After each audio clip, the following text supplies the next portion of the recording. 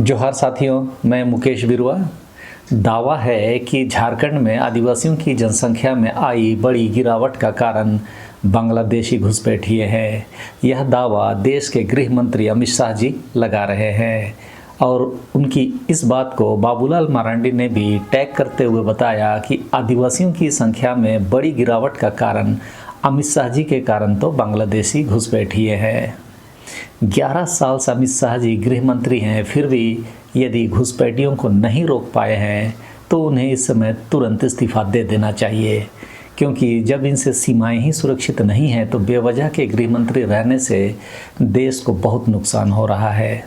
चलिए, ये लोग तो नेता लोग हैं, धार्मिक ध्रुवीकरण के लिए ये लोग इस तरह की बयानबाजी देते रहते हैं।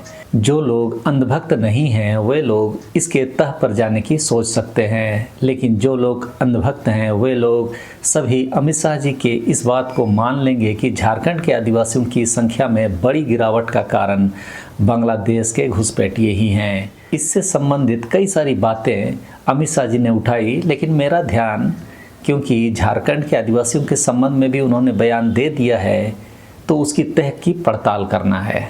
लेकिन अमित शाह जी के बयान की विश्वसनीयता को भी हम इसमें देखते समझते चलेंगे।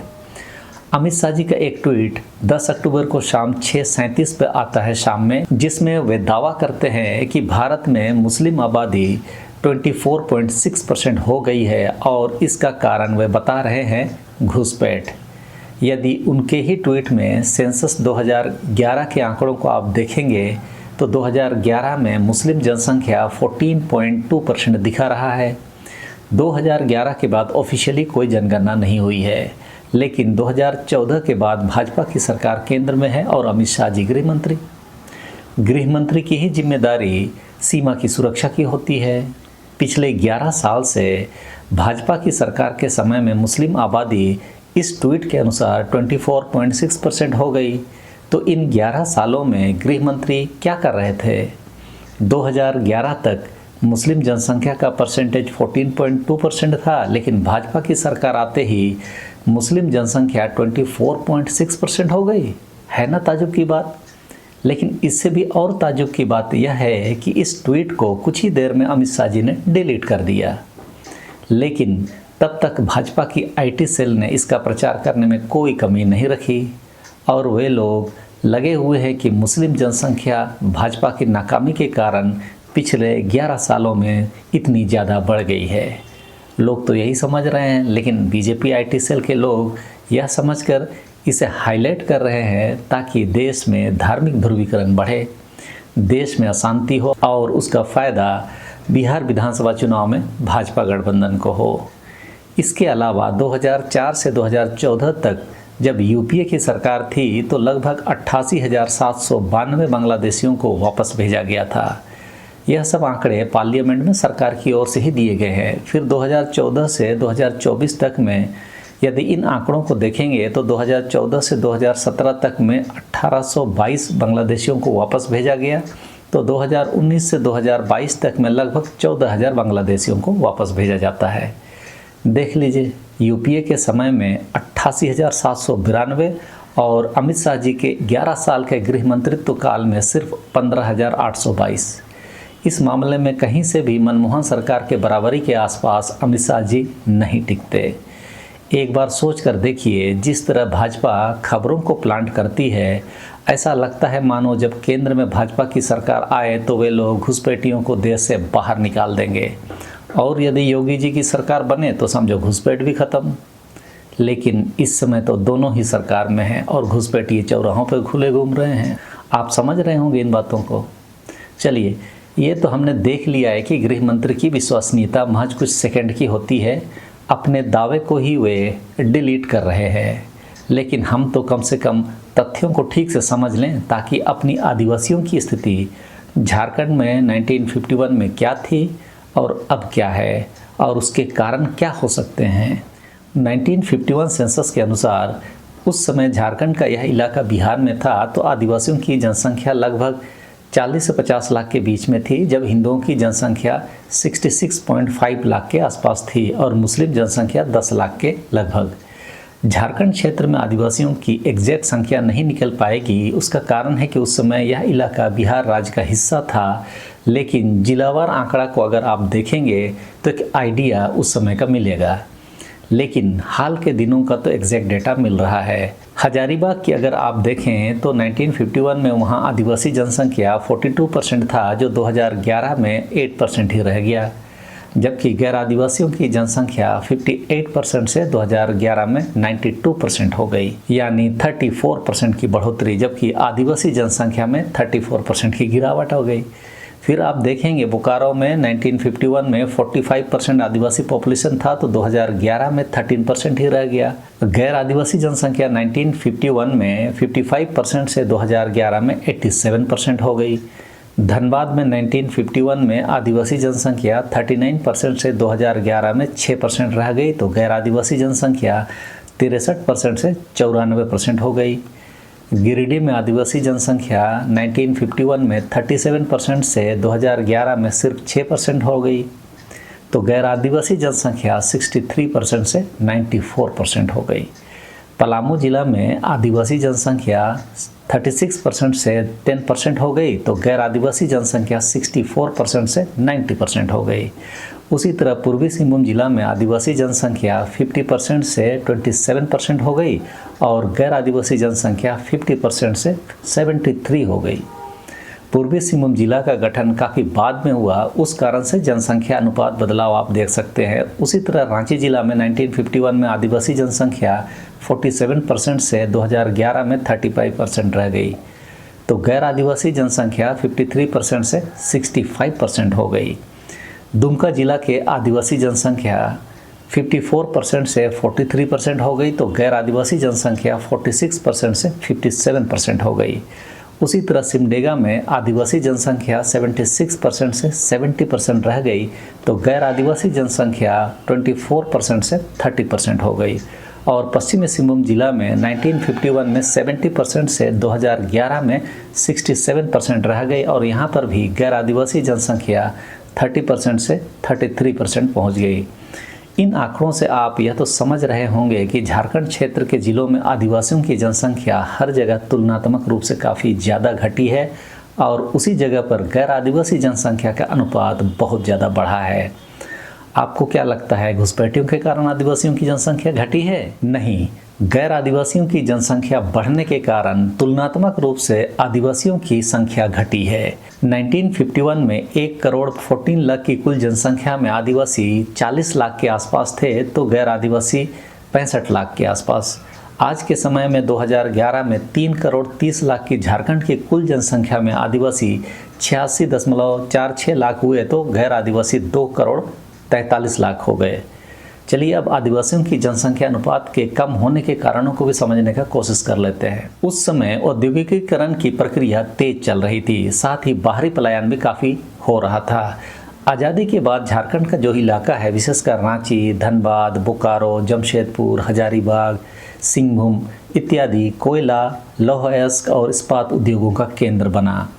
जमशेदपुर में टाटा स्टील, बोकारो में Bokaro steel plant, Hazaribagh coalfield, Daltonganj और गिरिडीह के उद्योगों ने बिहार, उत्तर प्रदेश, उड़ीसा, बंगाल और यहाँ तक कि पंजाब से बड़े पैमाने पर मजदूर और तकनीकी जनसंख्या को आकर्षित किया, जिस कारण से स्थानीय आदिवासियों की तुलना में बाहर से आए लोगों की जनसंख्या वृद्धि दर अधिक रही, जिस कारण से गैर आदिवासी अनुपात बढ़ा।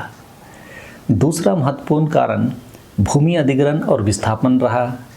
उद्योग, खनन, सिंचाई परियोजनाओं और बांधों के निर्माण जैसे कि कोनार बांध, पंचायत बांध और मयूराक्षी जैसे बांधों के कारण हजारों आदिवासी परिवार विस्थापित हुए। भूमि अधिग्रहण के बाद इन क्षेत्रों में गैर आदिवासी बसावट हुई। कई आदिवासी परिवारों को खेती की जमीन खोने के बाद शहरों में मजदूरी के लिए पलायन करना पड़ा, जिससे ग्रामीण आंकड़ों में उनका अनुपात घटा। यह सब आंकड़े प्लानिंग कमीशन और खाका कमेटी के डेटा से है। 5वीं अनुसूची होने के बावजूद भी झारखंड क्षेत्र में शहरीकरण और प्रशासनिक पुनर्गठन लगातार हुए। रांची, धनबाद, जमशेदपुर जैसे शहरों में शहरी आबादी का हिस्सा बहुत तेज़ी से बढ़ा, क्योंकि यहाँ की कंपनियाँ स्थानीय लोगों से ज़्यादा बाहरी लोगों को नौकरी देने लगी थी। इन शहरी आबादियों में आदिवासी अनुपात हमेशा कम रहा है। सन 2000 में झारखंड बनने के बाद कई गैर आदिवासी बहुल जिले जैसे देवघर, गिरिडीह, कोडरमा इत्यादि भी राज्य में शामिल हुए, जिससे भी राज्य का आदिवासी अनुपात औसतन घटा। आदिवासियों की जमीन गैर आदिवासियों द्वारा हड़पने के कारण भी आदिवासियों की जनसंख्या पर बुरा असर पड़ा है। छोटानागपुर टेनेंसी एक्ट 1908 और संथाल परगना टेनेंसी एक्ट 1949 के बावजूद गैर आदिवासी जमींदारों और साहूकारों ने जमीन कब्जाई, विशेषकर कोयला, खनिज और कृषि क्षेत्रों में। भूमि खोने से आदिवासी या तो शहरों की ओर पलायन कर गए या समाज से हाशिए पर चले गए। वास्तव में उपरोक्त कारणों से ही झारखंड क्षेत्र में आदिवासियों की जनसंख्या अनुपात गैर आदिवासियों की तुलना में घटी है, ना कि घुसपैठ के कारण। चलिए अब हिंदू मुसलमान एंगल भी देख लेते हैं। हिंदू जनसंख्या 1951 में लगभग 60-65 लाख थी, तो मुस्लिम जनसंख्या 10 लाख के आसपास थी। और 2011 में हिंदू जनसंख्या 2 करोड़ 23 लाख हो गई, तो मुस्लिम जनसंख्या 47.9 लाख हो गई। और आदिवासियों की जनसंख्या 41 लाख से 86 लाख पहुंच गई। इस आंकड़े से तो कहीं से भी नहीं लग रहा कि आदिवासी घटे हैं, लगभग दुगने से ज़्यादा तो हुए हैं। लेकिन उस तुलना में हिंदू और मुसलमान कितना बढ़े हैं उसे भी समझ लेते हैं। 1951 से 2011 तक झारखंड क्षेत्र में हिंदू जनसंख्या में लगभग 236.5% की वृद्धि हुई है। जी हाँ, 236.5% बढ़ गई, जबकि मुस्लिम जनसंख्या में 374.3% की बढ़ोतरी हुई और आदिवासियों की जनसंख्या सिर्फ 70% ही बढ़ी। यह है असली आंकड़ों का खेल।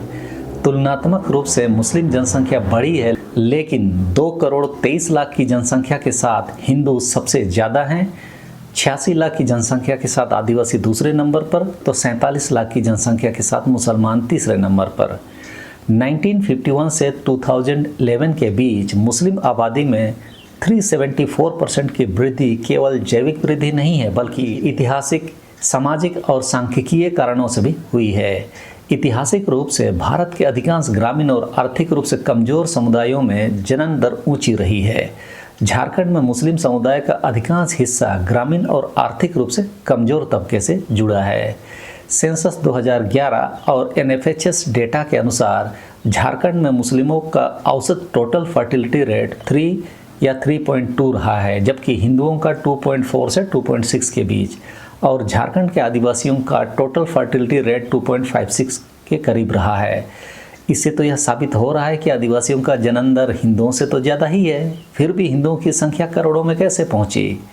खैर, मुसलमानों की अधिक जनसंख्या के कुछ और कारणों को अगर देखें तो साहेबगंज, पाकुड़, गोड्डा, संथाल परगना जैसे जिलों की सीमा पश्चिमी बंगाल व असम से लगती है। वहाँ से बंगाली भाषी मुस्लिम मजदूरों का धीरे धीरे बसना 1950 के दशक से ही बढ़ा है, जिसका ऐतिहासिक साक्ष्य भी मौजूद है।